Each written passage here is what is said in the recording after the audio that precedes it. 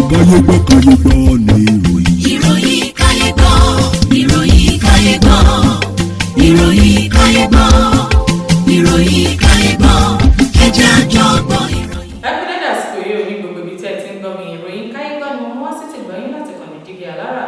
Orúkọ mi ni Olúwafúnmiláyọ̀ Adéṣẹwọ́. Ṣáájú ẹgbẹ́ kókó tó wà nínú ìròyìn yìí. Àwọn ará agbègbè kan dènà de àwọn agbésùnmọ̀mí ní ìpínlẹ̀ Zamfara. Wọ́n gbẹ̀mí 30 ènìyàn.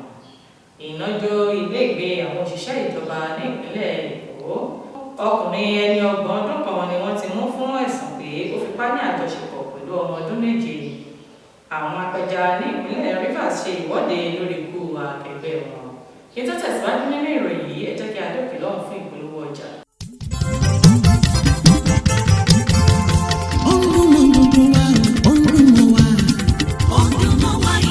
Jígí Alára. Jígí Alára, ìkànnì ìlú mọ̀ọ́dúndún wá sẹ́. Ọdún mọ́ wá ìkànnì Jígí Alára. Ètò tó fún ni lóye, ètò tó wà ní lọ́yẹ̀ wà ń bẹ̀. Ọdún mọ́ wá ìkànnì Jígí Alára. Ìròyìn lóríṣiríṣi tàbí mọ̀ bó ṣe ń lọ láwùjọ. Ọdún mọ́ wá ìkànnì Jígí Alára. Ìkànnì Jígí, Jígí, Jígí Alára.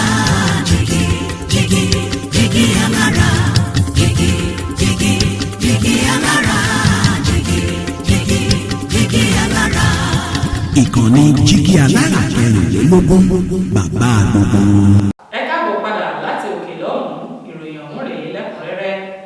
Àwọn ará agbègbè kan dènà de àwọn agbésùnmọ̀mí ní ìpínlẹ̀ Zamfara. Wọ́n gbẹ̀mí 30 ènìyàn. Àwọn ará agbègbè abúlé Matuski ní ìjọba ìbílẹ̀ Talata Mafara ní ìpínlẹ̀ Zamfara ni wọ́n ti ṣe ìkọlù sí àwọn agbésùnmọ̀mí tó ya bo agbègbè wọn láti jí àwọn ènìyàn gbé.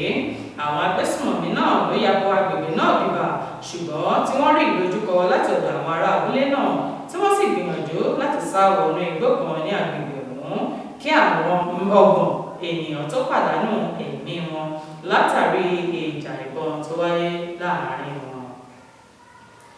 Ìnájó iléègbé àwọn òṣìṣẹ́ ìjọba ní ìpínlẹ̀ Èkó ní ọjọ́ Ẹtì Friday. Ìnájó ilé alájà méjì ní ilé ìjọba tó wà ní Olùsànmí ní agbègbè Ọgbà ní ìpínlẹ̀ náà.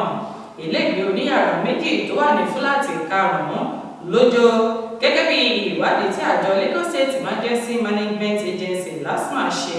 Wọ́n ní iná náà ló wáyé látàrí iná mọ̀nàmọ́ná tó wà nínú ìyàrá àwọn ọmọ. Akọ̀wé àgbà fún àjọ LASTMA dókítà Fẹ́mi Òkè Ọ̀sán Ìtólú ní iná náà lójó ìyàrá àwọn ọmọ ọ̀hún ráúráú, èyí tí ó mú wọn pàdánù àìmọye dúkìá tó tó ẹgbẹ̀lẹ́gbẹ̀ mílíọ̀nù. Ó wá ní kò sí ẹ̀mí tó bá ìṣẹ̀lẹ̀ náà lọ tàbí ẹni tó fara pa. Ọkùnrin ẹni 30 ọdún kan ni wọ́n ti mú fún ẹ̀sùn pé ó fipá ní àjọṣepọ̀ pẹ̀lú ọmọ ọdún 7. Ẹni 30 ọdún kan Chinazo Nwaeboyin ni àwọn ikọ̀ aláàbò ti mú fún ẹ̀sùn pé ó fipá ní àjọṣepọ̀ pẹ̀lú ọmọ ọdún 7 kan ní Ọ̀ka tó jẹ́ olú ìlú ìpínlẹ̀ náà. Nwaeboyin ló wá láti agbègbè Izzi ní ìpínlẹ̀ Ebonyi ní ọwọ́ tẹ̀ lẹ́yìn tí ìyá ọmọ náà mú ẹjọ́ lọ sí ẹ̀ka tó ń rí sí ìgbáyégbádùn àwọn obìnrin ní Akwa. Èyí ló jáde ní ọjọ́bọ̀ Thursday láti ẹnu Chidinma Nkeyowo tí kọmíṣánná fún ìgbáyégbádùn àwọn obìnrin Ìfí Obinabo gbẹ̀nùsọ fún. Àwọn apẹja ní ìpínlẹ̀ Rivers ṣe ìwọ́de lórí ikú akẹgbẹ́ wọn. Àwọn apẹja tó ń fi ẹ̀hónú hàn ló ti pagidínà ọkọ̀ ojú omi ti Nigerian Liquid Free Natural Gas Boat tí ó ń kó àwọn òṣìṣẹ́ wọn lọ sí ibi iṣẹ́ ní Bonny Island ní ìpínlẹ̀ Rivers. Èyí ló wáyé lẹ́yìn tí àwọn ọlọ́pàá yin afẹ́fẹ́ tajútajú láti lé wọn kúrò ní ẹnu ọgbà ilé-iṣẹ́ náà.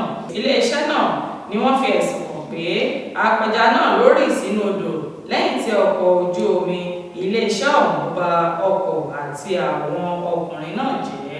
Oníjọba ìlọ lórí ìròyìn káyé gbọ́ fún títù ní orúkọ mi lẹ́ẹ̀kan sí Olúwafúnmiláyọ̀ Adéṣẹwọ́ láti kọ́ni Jígí Alára. Káfíńrè pàdé o.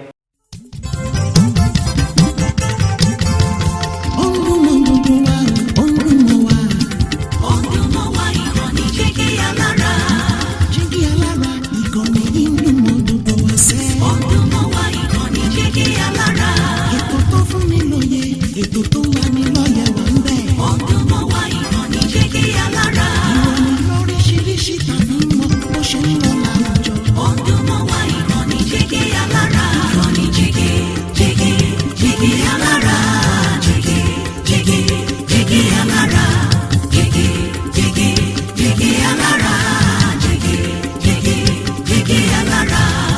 ìkànnì jígí alára kẹrìnlélógún bàbá gbogbo.